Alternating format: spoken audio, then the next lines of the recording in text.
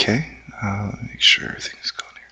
Well, hello students, I am Professor Ben Straight and I teach undergraduate and graduate studies at National American University. And even though nobody is here, I still think it's important that I conduct this webinar because I'm sure many of you have lives, children, jobs, and other responsibilities that keep you away from coming to see me in this awesome webinar, which is about jobs and criminal justice. If you think about what you are in college for, okay, now, I started my undergraduate in 1997, and I completed it in 2001.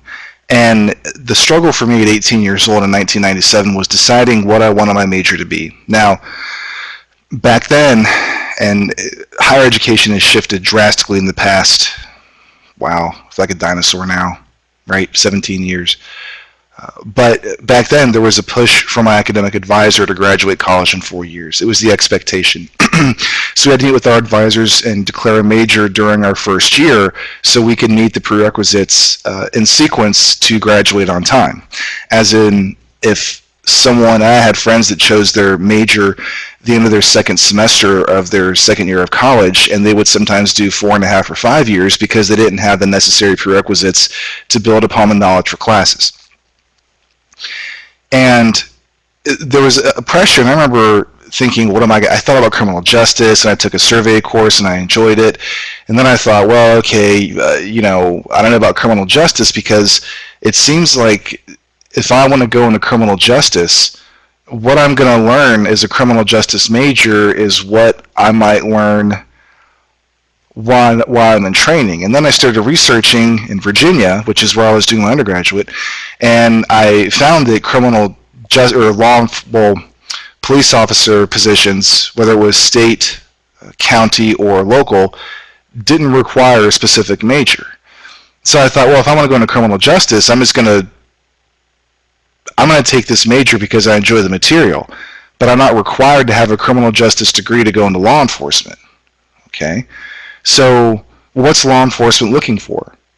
Well, it turns out, and we'll talk about this here soon, the vast majority of jurisdictions in this country don't require a bachelor's degree to apply and work as a law enforcement officer. Okay, now you'll be more competitive in the applicant pool if you have a 4-year degree, and you won't have to go back and finish it later on in the future, but they don't require it.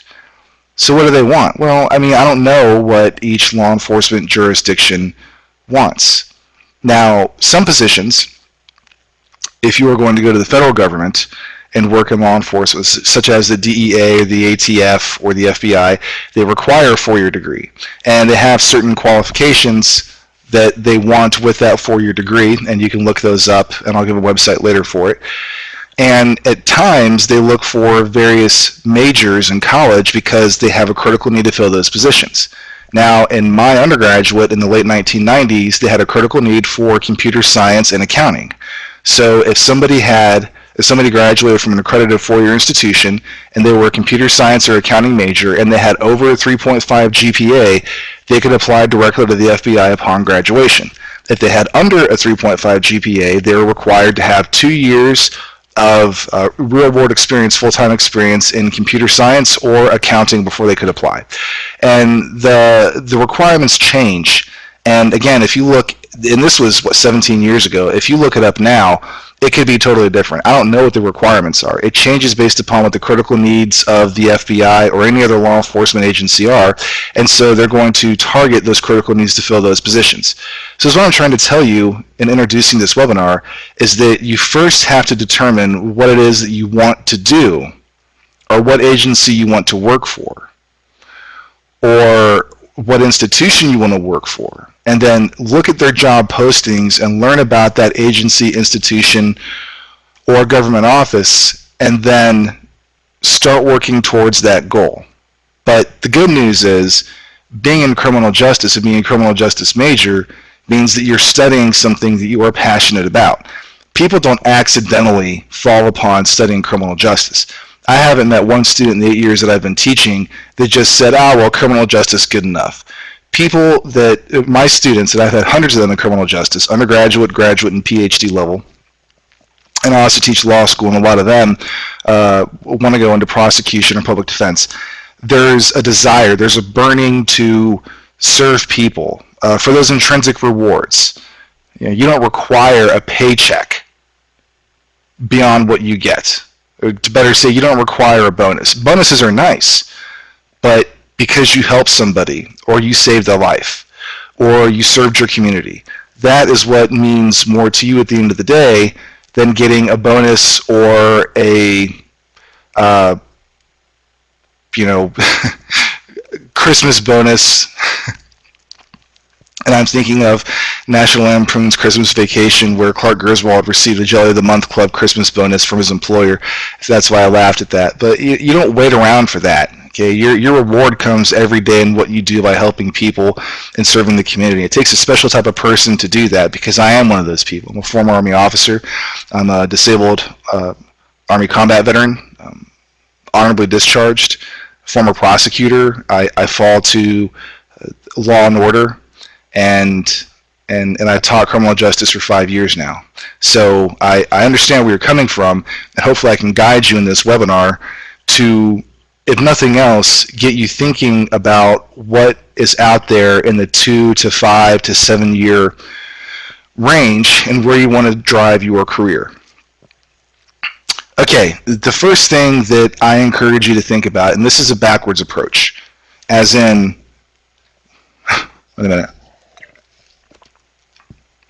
Most of my students that consult me, that come to me for guidance on planning and looking for a career, but the first questions they always ask, well, corrections officer, how much does that pay? Or, well, how much do county deputy sheriffs get in overtime if they work for Hillsborough County? I understand money is what makes the world go round, but let me backtrack here to what I told you 2.5 minutes ago. You are not going into criminal justice because you want extrinsic rewards. The paycheck is nice, yes, and do not worry, you will make the money. But more importantly is the lifestyle and your daily duty of helping your community. That's what the real paycheck is. You're probably thinking, Professor Brennan, you're absolutely crazy. No, I'm not crazy, and let me tell you why. I had a law professor, and actually it was criminal law, Dr. Jacobs, in my first year of law school, second semester. And she told us, she said, look, and this is 2006, she says, you need to do what you are passionate about in law. And she was very much tied into the Innocence Project, working for them. She did a tremendous amount of pro bono legal work. She taught at the University of Florida Law School. And her resume and CV were just astounding with how much work she's done. And she said, I understand you're in law school and you want to get a job that pays big bucks because you believe what you see on TV and all the shows, right? The practice and everything else. She said, but real life law practice is not like that. And she said, if you take a job that pays a lot of money that you think you can stomach because it pays so well, you're going to wind up in substance abuse, depression, losing your family, and just being miserable. And I knew that because I have always been someone who is driven by what I want to do and what I believe to be right. Because if you don't feel what you do, if you don't feel as if you have a sense of purpose in your employment or in your daily life, it's easy to slip and become an average wanderling that gets caught up in the trap of working to pay for the things that you have. Some of you, this may ring very true with, because some of you that are non-traditional and older, when you're in your 20s, you may be more concerned with image and having things that look nice, cars, houses, money, being able to go to the club and, buy bottles of Dom Perignon, whatever, Hennessy, whatever it is, or make it rain, right? See? You know how lame I sound when I said that? I know. But there comes a point when you realize that you're working a job and there's going to be ups and downs and there's going to be financial difficulties, but in the very end, things are always going to work out. You're going to find a way to pull through because you've been battle tested. Once you truly lose a job or you truly have everything taken away from you and you go absolutely broke and you have to start over from scratch, at that point, the true character of a person is tested. And you come through it and you learn a lot about yourself and you realize that, it's not as bad as I thought it was. It was tough, but I came through it, so I'm stronger for it. And if you experience something like that, then you have also learned how useless material possessions actually are. Because when everything goes bad, and whether it's through a divorce or a loss of a job or through a bankruptcy, that all your finances are stripped away, you find out who your true friends are, not for borrowing money, but for those that support you and believe in you and what your next endeavors are going to be. And you wind up putting a lot of stock in those interpersonal relationships and that support you receive for moving on to your next step. Some of you may be in that step right now. But again, I got to reiterate, money's not the answer. If you watch your finances and learn how to budget, taking a job as starting out as a police officer, making $43,000 a year, you can budget that. Bear in mind, there is a recent report, and if you want it, email me. I'll put my email up at the very end, that 9 out of 10 jobs in this country pay less than $37,500 a year. So you starting out at $43,000, you may think that's nothing, but that's better than 90% of the jobs below you. So if you budget your money correctly and you're doing what you love to do, that will come through in your job performance. Let me clarify that a little bit. I would like to define the American dream now as being able to meet your bills and doing what you want to do every day. However you define that, okay? We know the economy is shaky. We saw the stock market collapse due to the housing bust in 2008. We see wealth transfer going up to the top 1%. We see civil unrest all across the country in various capacities. Many of you are worried about getting jobs using your criminal justice degree. And amazingly, if you focus on doing the job that you want to do, that you feel passion for, but you have to find a job that's going to pay the bills, and at least if you break even, you can go to work every day and actually want to go to work. And that's a novel concept, isn't it? Considering the unrestful times we are in right now, the sentiment of the majority of America feels, the least you can do is a job where you feel comfortable and you're happy doing. And you don't have to go to work skipping and smiling every day and seeing rainbows, but if you go to work 3 out of 5 days and you're happy with what you do, that's the American dream, ladies and gentlemen. That's what it is. It's not making $1 million a year, being beholden to your possessions, having to have your cell phone on you all the time so somebody can reach you in an emergency, and then being worried about people trying to come in and take from you because you've made it and they have it, the haters. So I highly encourage you to consider that. And if you're in criminal justice, you're looking for those kind of intrinsic rewards. So the next question becomes, okay, what do I want to do? And the money's going to be there. Any position you take, whether it's a law enforcement, you go to police officer, you become a corrections officer, you go to probation or parole, you will make a base salary that will support a basic lifestyle pending that you budget your money correctly. And from there, if you love what you do, that actually shows through in your work. And because it shows through in your work, you wind up getting promoted quicker and you make stronger connections with people. And your boss sees that you enjoy what you do, and it becomes a formula for career success. And that's the best advice I can give you on that. I personally have done that myself. I have seen others do it, and believe me, if you have your fundamentals correct, the money will come. Now, you have to be real with yourself. What capacity can you work in law enforcement and criminal justice and meet your personality type? And don't lie to yourself. All right, be real. There's long hours. Can you work long hours? Can you do 12-hour shifts? Since 2008, and there's been a massive budget cut in every state because of lack of people paying taxes because the economy sank, law enforcement agencies have seen budget cuts, so they have to make sacrifices. Many of them have required salary cuts in order to keep positions, and they've made shifts 12 hours instead of 8 hours. Can you do 12-hour shifts? Okay, and you may say, I can do that as a police officer because that's what I want to do, but I'm saying know yourself. Can you stay focused on something for 12 hours at a time?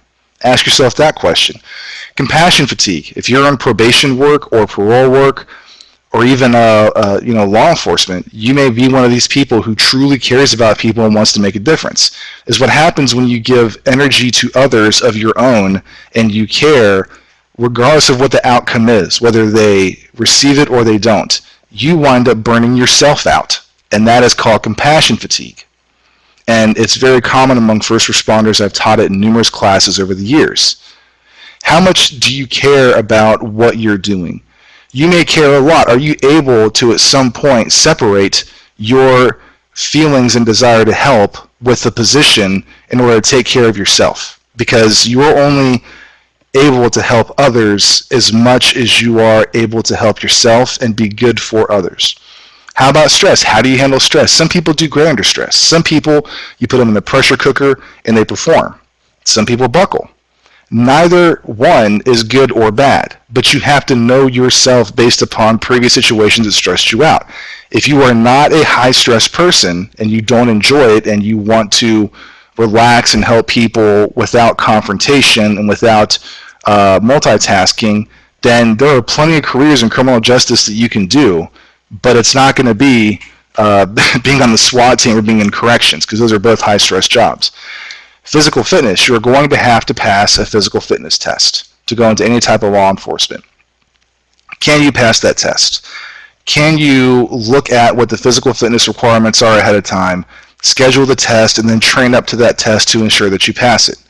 Of my students that are on ground, the number one thing that disqualifies them or where they lose their standing in candidacy is the physical fitness test. It's the physical fitness test. There's one event that gets them one way or the other. So you have to ensure that you're in shape and you can meet those requirements. Personal habits. Are you a smoker? Do you drink? Do you do drugs? Okay? And you may say, oh no, but you know what? There's people have vices. You will likely be required to take a polygraph examination as a condition for employment, which is legal for public employment, but is illegal for private employment. I also teach employment law, so I had to throw that in there. I know in Hillsborough County, which is one of the top-rated sheriff's associations counties in the state of Florida out of 70, one of the polygraph questions is, have you used tobacco within a year? And I had a student who had a celebratory cigar 4 months before the test because his buddy got married. And he answered, well, yeah, I had a cigar 4 months ago because my buddy got married. He was disqualified and he had to wait a year to reapply. So you have to look at the department's policies and standards that you're seeking to apply to and start comporting yourself now. If you graduate in 3 years and you see that departmental standards are non-use of tobacco for at least a year upon application for employment and you're a smoker, find a way to quit smoking. So at least you're a year out and you can walk in there and pass that.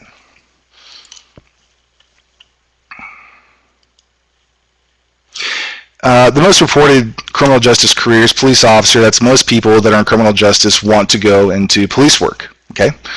Legal assistant and secretary. Now remember, paralegal is a different career path. Legal assistant and secretary, you don't have to do criminal justice work to be in.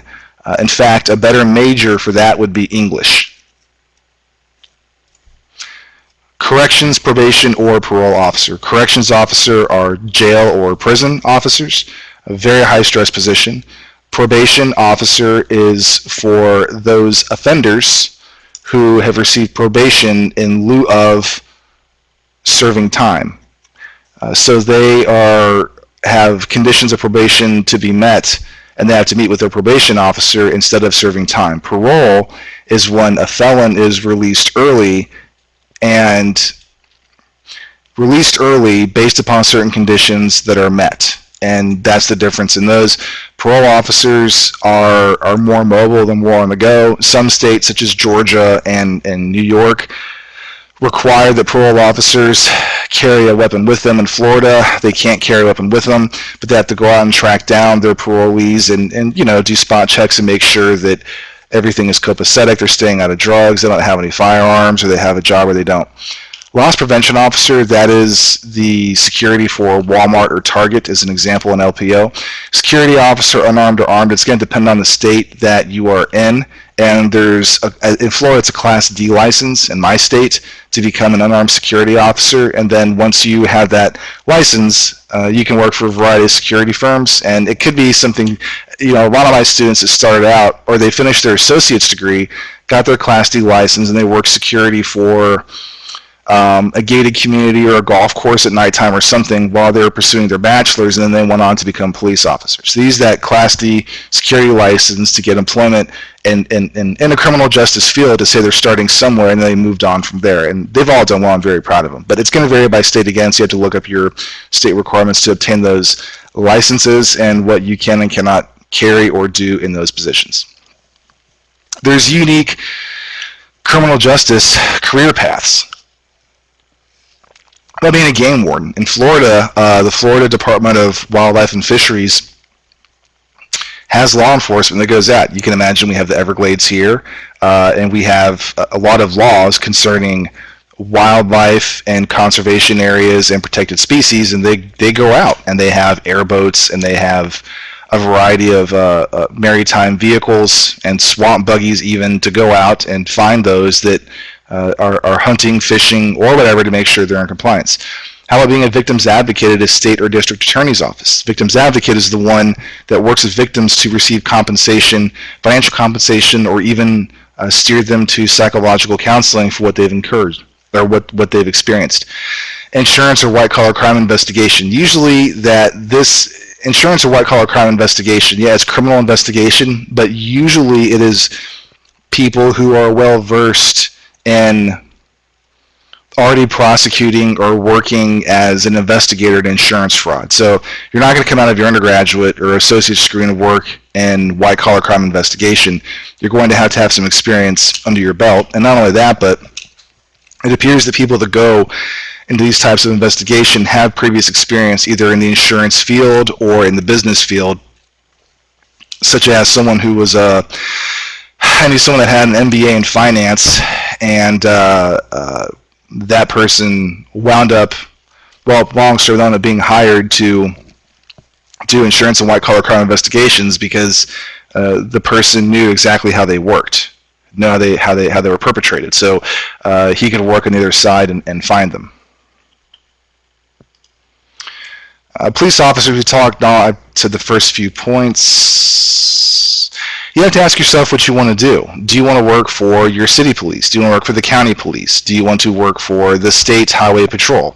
Most specialized units such as SWAT and explosive ordnance disposal are found at the county level. In Tampa, we have K-9 units in Tampa, and there's also K-9 units at the county level in Hillsborough County. The primary dive unit is with the Hillsborough County Sheriff's Office, although there's a few qualified divers for the Tampa City. It's because we have the, Tampa Bay. So you have to look in what do you want to do? Highway patrol, I know for nearly every state you go to the Highway Patrol Academy, so it's an in-service county where you go, and you have to be able to relocate anywhere in the state wherever they want you to work. So if you go to work for the Florida Highway Patrol, you can't tell them I want to work in the Hillsborough County area. When you sign up, you sign a waiver saying I will work wherever I'm assigned. And that's based upon the needs of the department. So it depends on, do you have a family, how mobile you are you willing to relocate, do you want to do Florida Highway Patrol and be mobile up and down the state of Florida, or what do you want? And Florida Highway Patrol works with the Florida Department of Law Enforcement on kind of the bigger picture issues that are facing the state of Florida. It's more of a macro level versus a micro level. Do you have any skills to bring to the department, former military? I know Hillsborough County Sheriff's Office, and I've seen ads for Dallas and LAPD as well. I've seen job ads where they're seeking former military snipers that are still qualified. Right? I have not met and I've only met a few, but I've not heard of a SWAT team sniper who was not previously trained, and it's almost always the military. I'm sure they send people to sniper school, but why would they want to pay for that and put you in school for 2 to 3 months when there is likely somewhere somebody who's a former military sniper that's qualified then come in and take the job? Are you a dog handler? Maybe you had experience in the military police and you're with the K-9 unit. So you have to look at what skills you have, what you want to do, and what the department or jurisdiction you're looking for is seeking to hire. Federal law enforcement is a bird of a different nature or a horse of a different color, if you would like the Wizard of Oz reference. If you conduct an internet search for a list of federal law enforcement agencies, you can locate a comprehensive list. I encourage you to do that because after the Department of Homeland Security was established in 2003, there was a lot of changes. Like the Coast Guard left being under the purview of the Department of Defense and went to the Department of Homeland Security. So did the Treasury. And there are so many jobs in federal law enforcement that you wouldn't even think of, right? Like, you know about the FBI, the Secret Service, Immigration and Customs Enforcement. And you're going to see those on TV, whether it's Border Wars or other documentaries. But did you know there's the United States Supreme Court Police? When I chaperoned my oldest son's field trip to the Supreme Court 2 years ago, they had federal law enforcement officers there, and they had M4s, and they were in full battle rattle. They were meaning like they were suited and booted, and they were ready to roll. And they go to a federal training academy for law enforcement, and they go and they're assigned to the United States Supreme Court. So again, you need to look at the federal law enforcement agencies, look at what's interesting to you, determine whether you can relocate or not, and then look at what the requirements are for the jobs. Now, how do you find out what the jobs are? Go to usajobs.gov, leave that E off, that's a typo on my part. You can keyword search by agency and see what jobs are out there. And there's specific requirements for federal jobs, and you have to meet those and be incredibly meticulous with your application.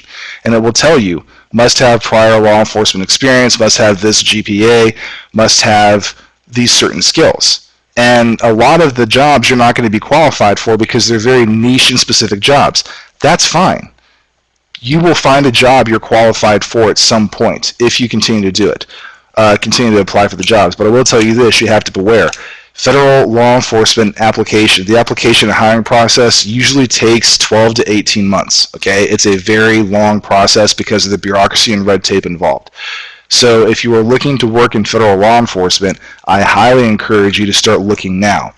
I have known more than a few people who wanted to work in federal law enforcement, such as FBI, Secret Service, ICE, or whatever, and they started out working as a police officer, and then after their second year as a police officer, when they had, a little experience, they began to apply to federal law enforcement jobs, and then when they were hired by federal law enforcement, they put in their notice and they left to go do that. And that seems to be the typical plan for those that want to work in federal law enforcement. They have an existing law enforcement job, and then they apply and wait out the process, because if you're sitting around waiting for the process to come through on your end, you're going to be waiting forever because it just takes a long time. Okay, so obviously no one's here, but if you have any questions, you can email me at bstraight@national.edu.